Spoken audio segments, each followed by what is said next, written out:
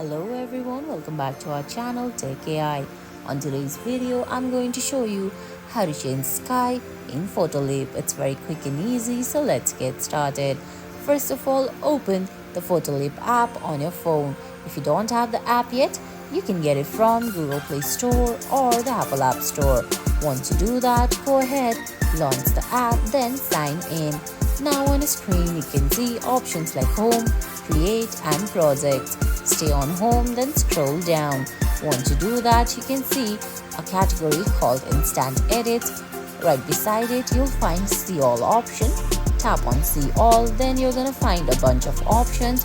Go ahead and navigate your way to replace the sky option. Now tap on Start and choose a photo that you want to change sky of.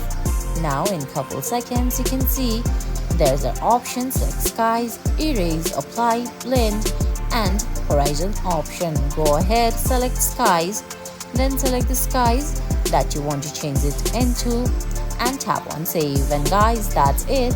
That's how you change sky in Photoleap. I hope you found this video helpful. If you did, please give it a thumbs up, leave a comment, subscribe to our channel and hit that bell icon.